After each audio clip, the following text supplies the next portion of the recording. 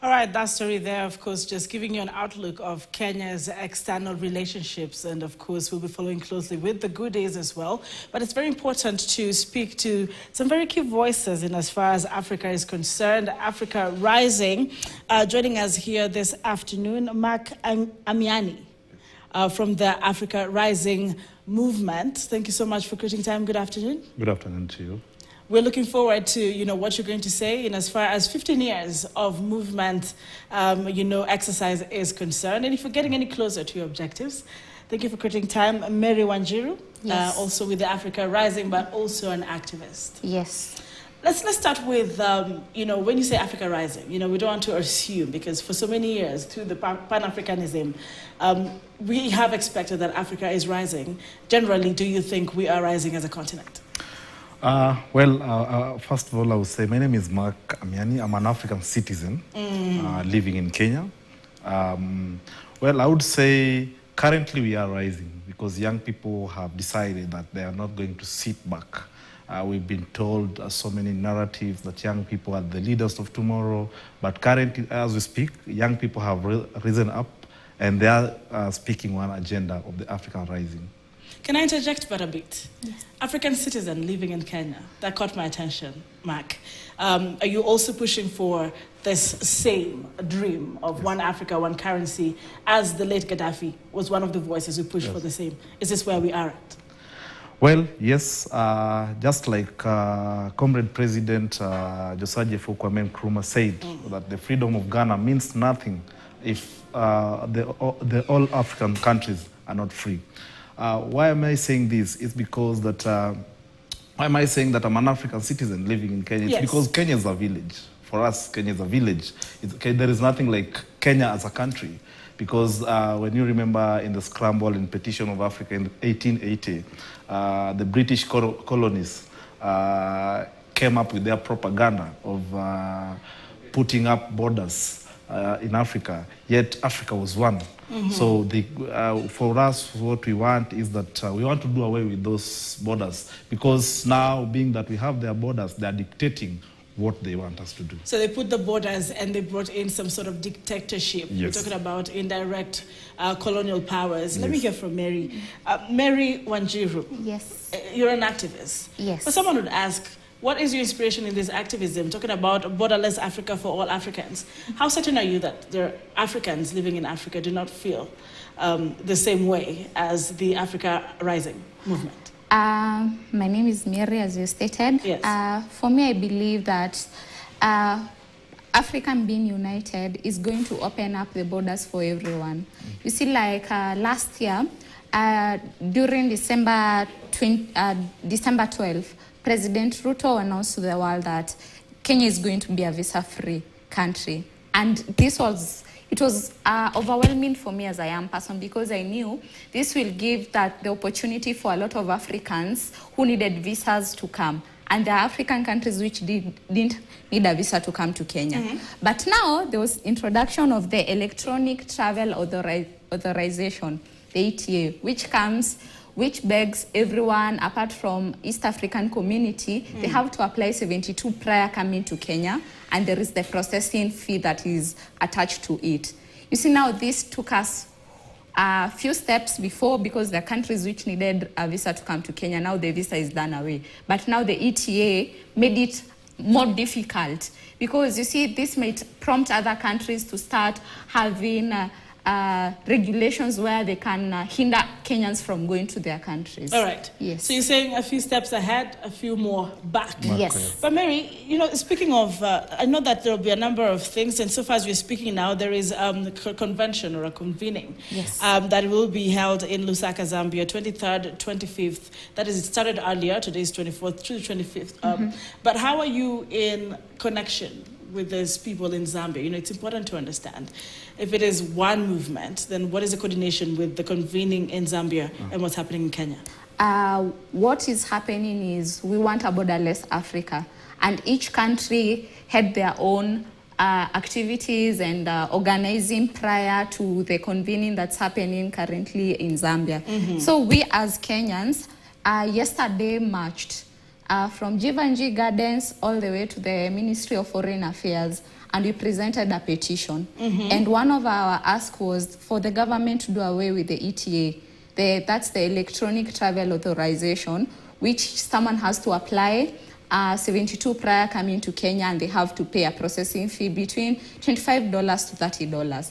And another thing is we want the government to ratify. There is a protocol from the AU about the treaty establishing the African Economic Community relating to free movement of persons, rights of resident, and right of establishment. In this treaty, it speaks that the African countries, they were to ratify it in 3 phases.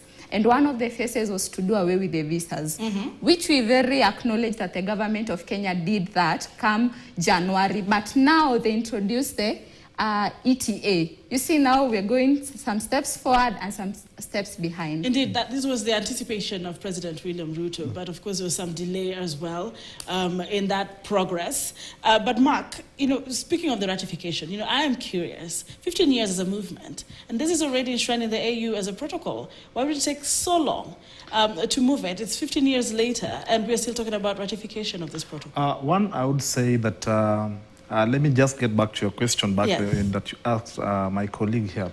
Is that first of all, in 2022 we convened in Arusha, and that's when we came up with the Kilimanjaro Declaration. And the Kilimanjaro Declaration was that we need a borderless Africa, and that is why we are having this convening in Zambia, because we will also have the All African Movement Assembly that will be happening in Ghana in the August. So for me, I would say that the AU that we have currently is a toothless bulldog, because it's doing nothing. Because it is doing nothing in terms of uniting Africans. It's doing nothing in making sure that we improve our economic liberation. Yeah?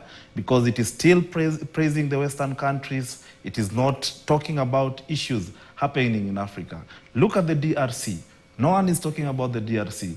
The AU is silent on the issues happening, the genocide taking place in DRC. Is it that they're silent, or they're using minimal efforts? Yes, they are using minimal efforts. Not even minimal efforts. They're not even speaking about it. They're not speaking about issues happening in Sudan. Yeah? There is war currently taking place in Sudan. Right. Our people are being killed in DRC.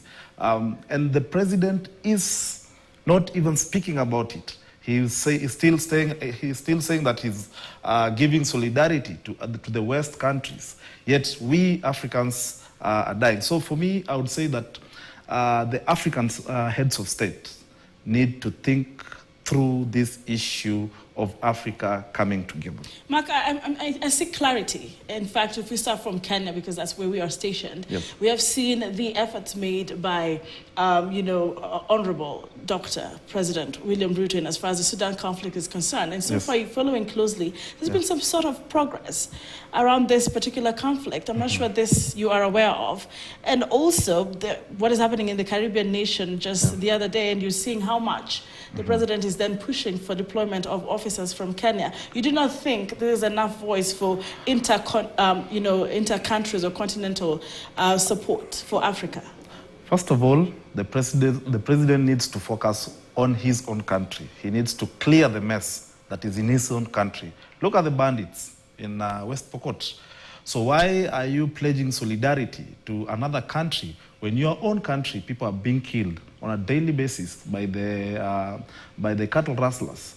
This is an issue that you can manage yourself. You have the security apparatus. We even have the batuk in Kenya. So, Mike, for us, the president is just giving us minimal efforts.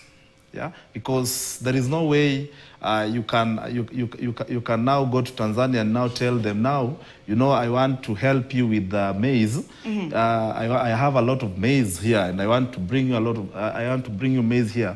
Where you come from, people are dying of hunger. So it's impossible. So for us, we are urging the president, first of all, let's focus home. Let's focus here at home. Let's clear the mess that is at home here first. All right, Mary, speaking of security, he's just spoke of the north, our own north. Yes. And we do know we have IDPs still. Yes. Kenya has had some security threat. Al-Shabaab has hit Kenya before. Yes. They do not come from very far. Yeah. Right? Yes. You're speaking about a borderless Africa. In fact, looking at one of your objectives and strategies pertaining ratification and enforcement of one currency, one passport, something you spoke to, abolishing visas in Africa. Mm-hmm. Have you considered a security threat for that matter? Any regulations in that concern? Because if you are open as Africa, how strong is the technology and security in Africa as a continent to begin with?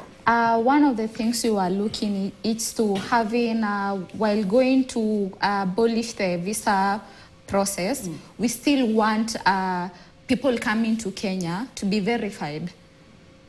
We are not against that because you see that's about security. Yes. But now what we don't want is the limitations. You see, like when someone from a southern country wants to come to Kenya, they have to apply 3 days prior coming to Kenya. Yeah. But there is a processing fee attached to it. We are not saying the government shouldn't ensure that whoever coming into Kenya is verified. We want that verification for our own security purposes, because you also understand not everyone who comes to the country might want to do good to the country.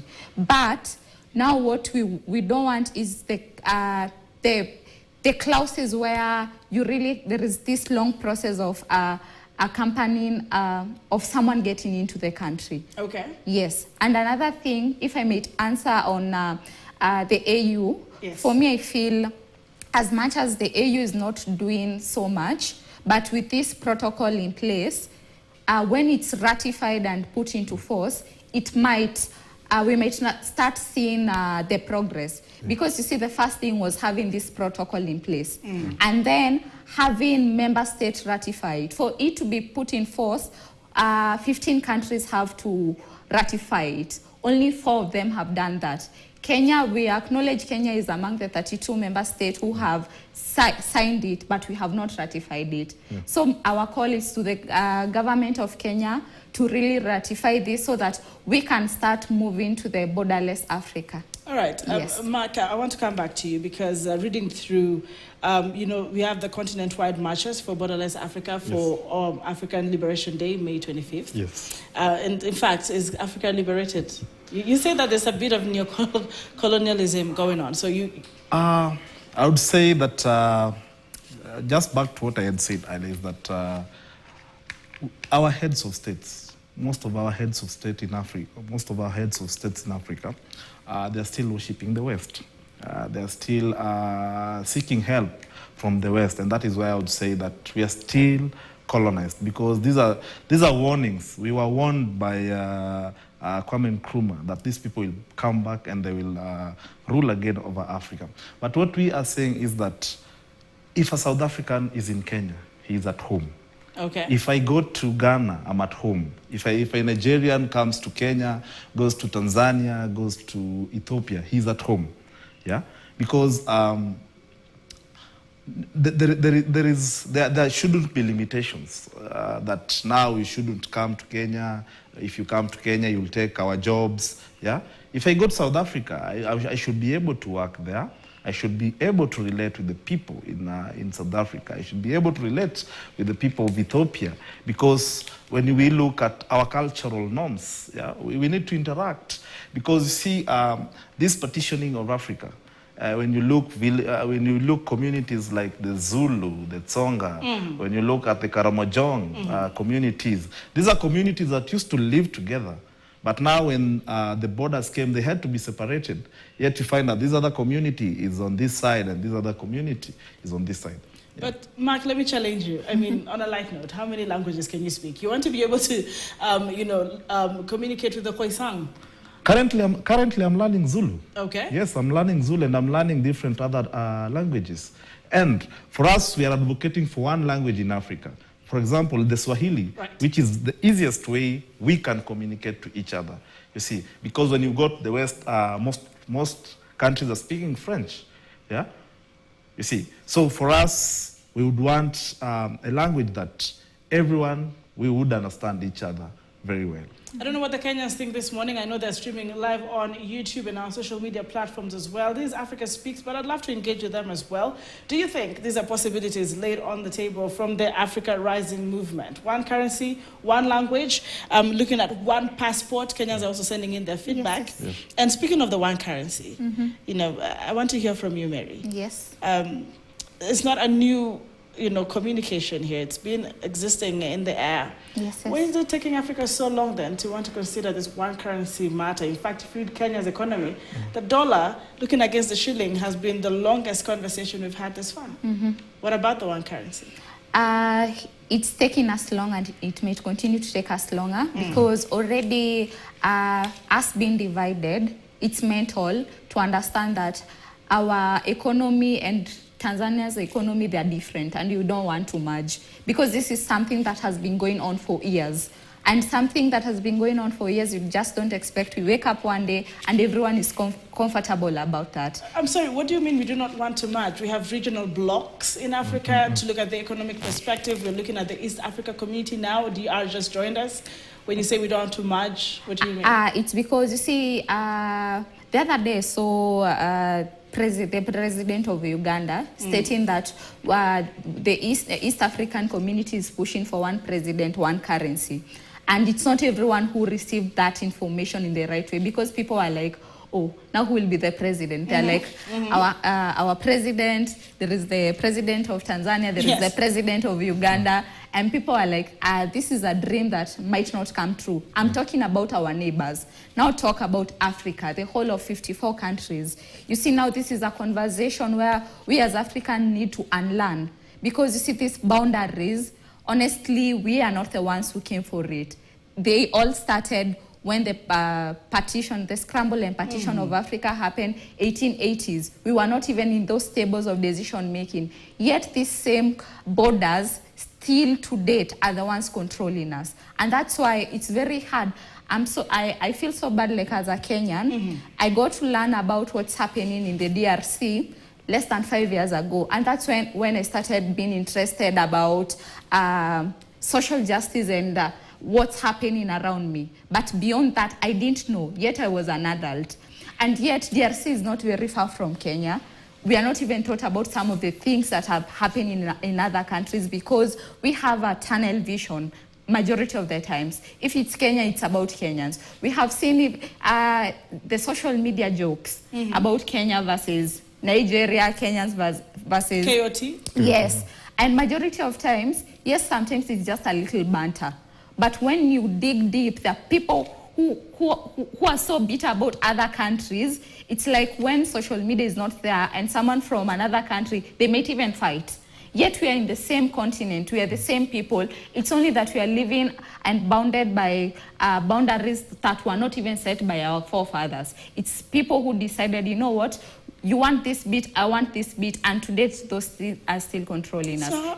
Sorry, but are you, because I want to continue this conversation, you just caught my attention as far as what you brought out as a bit of Cold War existing, saying if we took off the mask on social media, Mary here believes there could be some, real physical war between Africans, whichever part of the country there would be. And Mark, I'm curious because one of the activities outlined under this theme is Pan-African solidarity with African countries affected by conflict. When I posed this question earlier on, you said you encourage our own president to first take care of his home before he even looks at Haiti. Yes. But look at this, Pan-African solidarity with African countries affected by conflict. Are you speaking from two sides of your mouth?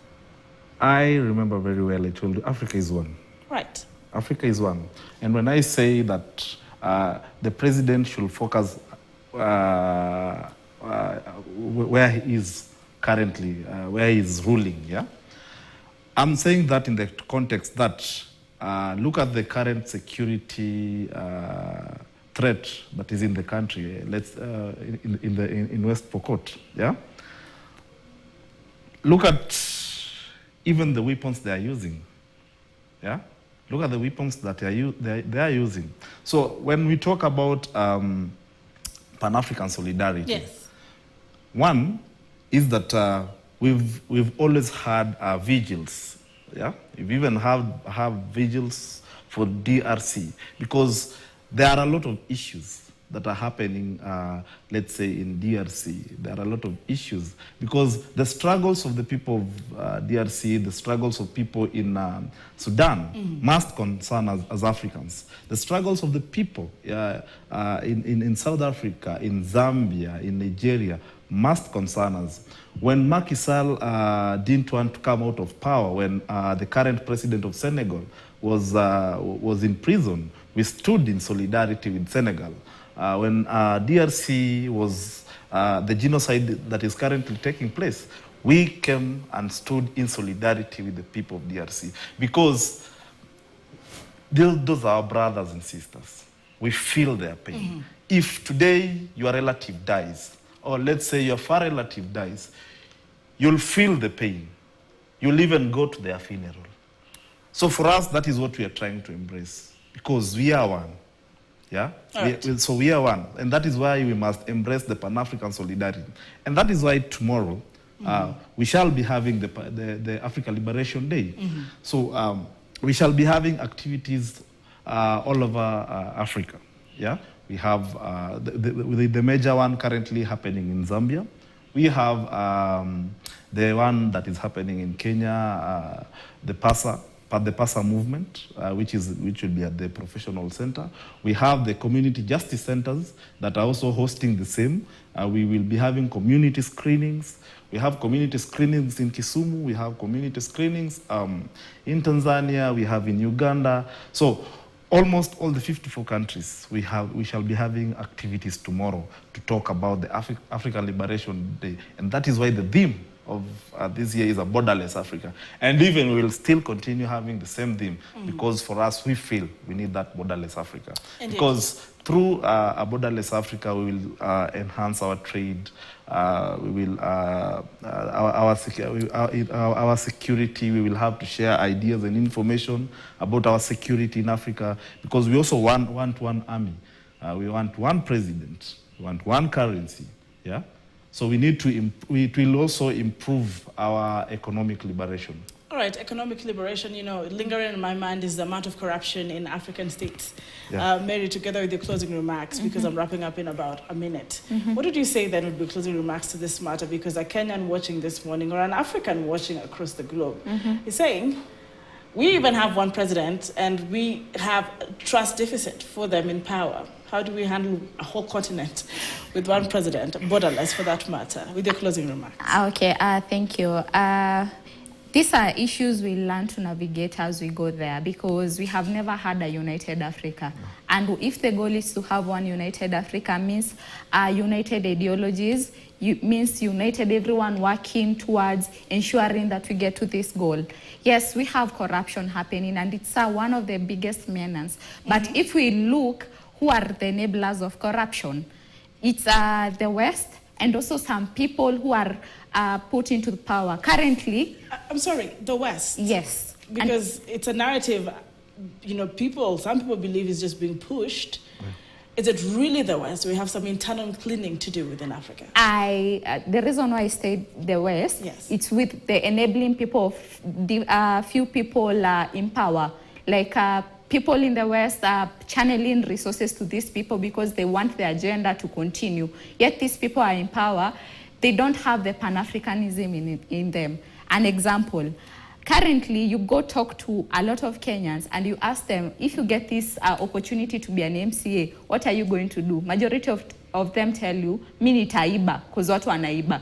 Because they start feeling of, it's like, I'm going to power to take for myself, individualism. So for me, I'll urge, yes, we have a very long journey to go, but doesn't mean we can't get there and have a united Africa where everyone believes in building and not taking away from Africa. Right, an Africa where we believe in building and not taking away. Yes. Mark, I appreciate you all the way from Africa Rising. Our time is up.